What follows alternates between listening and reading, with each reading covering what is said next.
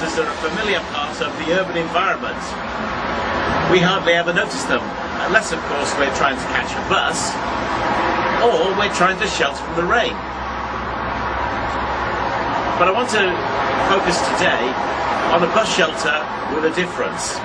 But first I need to get away from this busy road in order to do the commentary on it.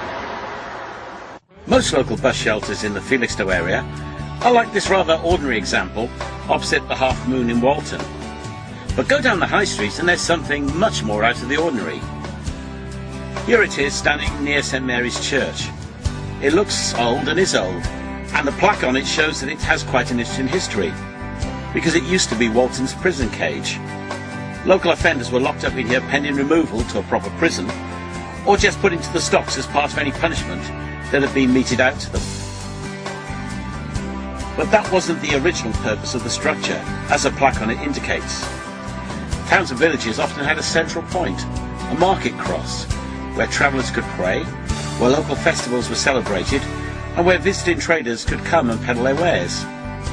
In many places, market crosses developed into covered marketplaces, where traders could shelter as they did business. Prosperous towns built elaborate market crosses, and some still exist today as symbols of flourishing markets. Walton's cage started life as a covered market cross, not like the grand town buildings, but as a shelter in the middle of the high street. It probably dates from the 1630s, but Walton as a village could never boast an elaborate structure, and being on the end of a peninsula probably didn't attract much more than local trade. By 1795, it was decided to make use of the market cross as a local prison cage, which is where Cage Lane gets its name from, as the cage was at its junction with the high street. Walls and windows were added, and then the entrance would have had an iron gate and bars. We also know that there were a set of stocks associated with it. Prison reform meant that by the middle of the 19th century, prison cages like the one in Walton were falling out of use. And in 1852 it was decided to move the cage from the middle of the high street to the corner of Maidstone Road. And there the building remained for a little over 50 years. By the end of the 19th century it was in a very dilapidated state indeed, with rough wooden boards on its side and roof, but still a little bit of an attraction as people used to come along and have their photos taken in the stocks. But by that time it was well out of use, the iron bars on the door gone, and generally looking in a very sorry state and only fit for firewood. But there was somebody who saw the potential in the building, and in 1910 it was bought by an Ipswich antique dealer and dismantled with the purpose of it being sold on to somebody else. The story, of course, didn't end here, as the cage was bought by a London industrialist, Charles Mason. Charles and his brother Dan ran a successful polish business in Chiswick. They regarded themselves as model employers, established modern factories with good working conditions, and had a commitment to the education and welfare of their employees. As part of this, they wanted a factory in a garden, which even included a bowling green. And it was facing the bowling green that Charles Mason put the cage as an interesting oldie-worldy feature.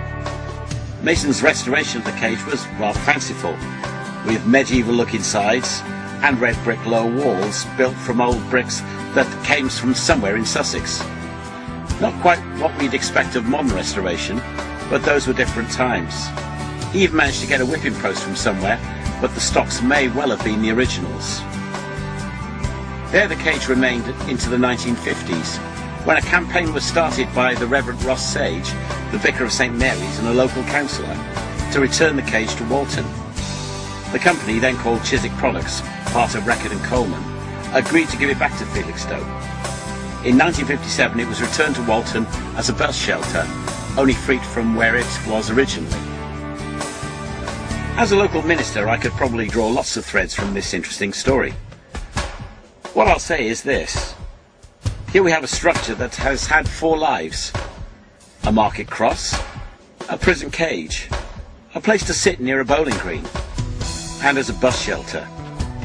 The only reason why it still stands is that a few people saw the possibilities in this building at a time when it may have ended up as firewood. What do we think we're worth as human beings?